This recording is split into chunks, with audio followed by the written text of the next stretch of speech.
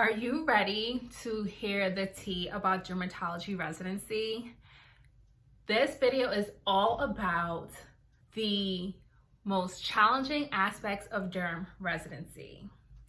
And there is a false notion out there that derm residency is easy. It is the chill life, and I'm here to tell y'all there's much more to it. We're about to get into it on the most challenging aspects of derm residency.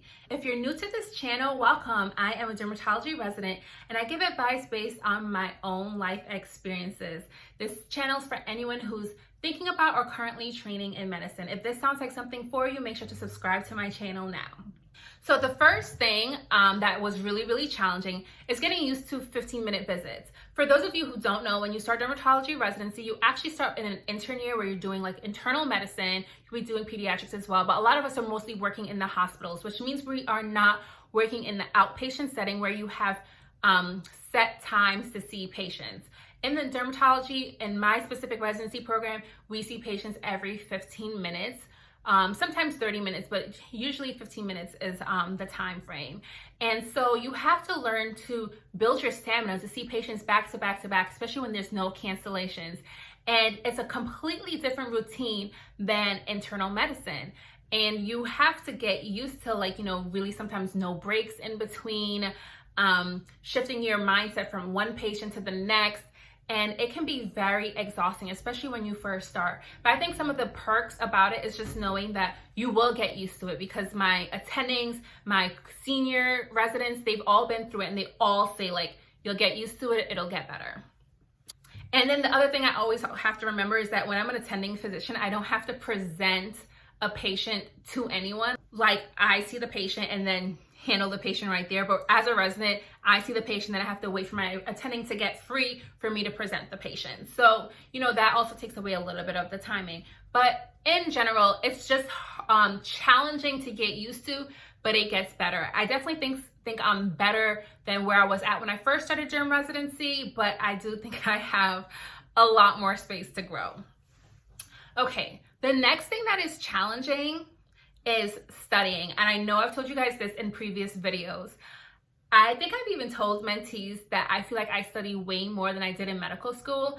I'm not necessarily sure that is true, but I think it's because I am working all day long. I'm working 8 to 5, then I come home and I study. So yes, my working hours are shorter, but I study most evenings, and I study on weekends at times as well. And when I'm not studying, I'm sometimes concerned, maybe I should be studying right now. And for many of us, once we applied to residency in our 4th year, we didn't really do much studying after that. So you're trying to get and even though in your intern year you are taking step 3, you're still not studying as much as what I'm doing in dermatology residency. And so you have to shift your brain back into that study method. And sometimes you're like, dang, I've been studying my whole life. I can't believe I got to do this again. But you get into it. And then also, it's much more challenging when you're seeing things for the very first time compared to when you've seen it the 2nd time, the 3rd time, the 4th time, the 5th time. And things start sticking. And it is also challenging when you're like, I know I studied this, why don't I remember, and I have to go reread this again. And that's also could be really upsetting, especially after putting lots of hours of studying. But it's really patience and just understanding it's part of the process. Once again, my derm attendings and my seniors all say the same thing, they felt the same way when they first started. But once again, you get used to it and things really do start sticking. When I'm studying now, I'm just oh, I remember seeing this. So it's a little bit easier to remember the next time around. And also you get to be a lot more efficient in your studying. I think I was wasting a lot of hours studying the wrong way, and I'm learning a lot better on how to be studying more efficiently. And that's the other thing, in medicine, you're always adjusting on how you learn, how I studied back in med school. I'm definitely not doing that the same way here, because I work a full-time job now.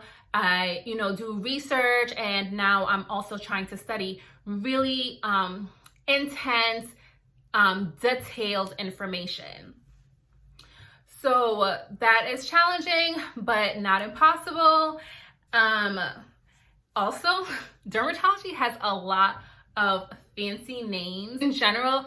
saying a lot of the terms in dermatology are kind of challenging. Sometimes I'm like stumbling over my words, and sometimes I even practice saying the words several times because I don't want to sound crazy when I say it out in public. But dermatology has such crazy diagnoses and terms where you're just like, how do I say that? But that's neither here nor there, but it is kind of challenging, especially when you're like presenting a case or something. Another thing, which this as most of the things that I'm listing, another thing is with a lot of outpatient specialties, they have the institutes usually have a lot of satellite sites, and they send their residents to the satellite sites. So I feel like getting used to satellite sites can be kind of challenging because you're learning about how this site runs differently than the site that you might be used to. You're learning different electronic medical records, so systems, so EMR, and that can be a bit as well, because like right now in my program, I think I know about three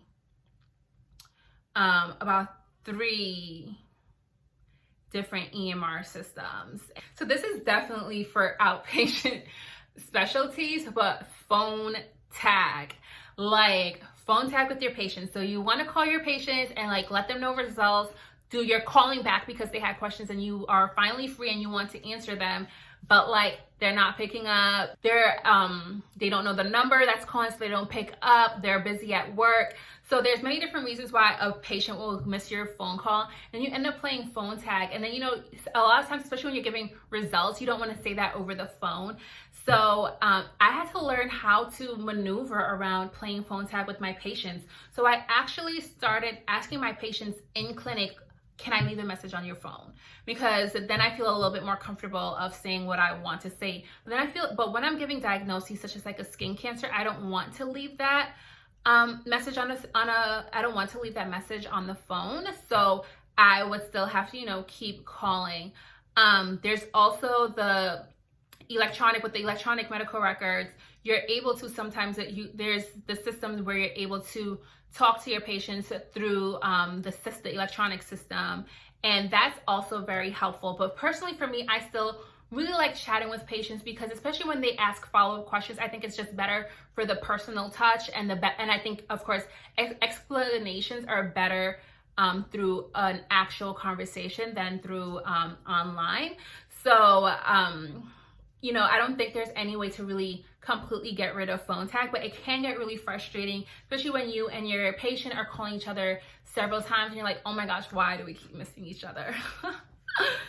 But that's just all part of it. I don't know if that could never like go away. Other thing that is very difficult, and once again, not unique to dermatology, is insurance companies. And when I say insurance companies, with all the different insurance companies out there, some cover some things and some cover other things, and just trying to remember which insurance companies handle which ones. Now, we do have a book at my clinic for us to know which companies do what, but it's just kind of challenging. It kind of slows down your clinic day when you're like, oh, what do they do? And like you have to go outside now and get the book. But a lot of my attendings have like memorized a lot of these insurance companies, what they're covering, and like how to write the scripts for certain insurance companies. So once again, something else that I'm gonna have to learn with time. And I think I told you guys this before, that what's very important in dermatology is learning how to describe lesions, because it's definitely a way for the other dermatologists to know what you have seen, especially like if you're sending your patient's biopsy to the pathologist, or you're sending your patient to get Mohs surgery. You want to have good descriptions for the lesions that you're seeing. So learning how to properly describe lesions is a bit challenging, just because you have to understand the different color variations, how to accurately describe it. So in first year, they really stress how we describe lesions, so our attendings like help us build that, so that they have a clear understanding of like what we are seeing. And also the way you describe something lets other people know what you're thinking. So if I say pink pearly papule, most people are like, maybe she's thinking that she's seeing a basal cell carcinoma, or basal cell cancer. It's just those little things that seem very nitpicky, but it's very important in dermatology. And just getting those down is very key. But starting as a derm resident, it can be challenging. So those are a lot of the things that are challenging in derm residency. Hopefully this was helpful. Of course, if you guys have any questions, let me know. You guys know I love answering your questions, and I try to respond as quickly as possible. I will continue to drop gems and videos every week as I can. Make sure to like this video, and I love chatting with y'all and hope to see y'all at my next video. Bye.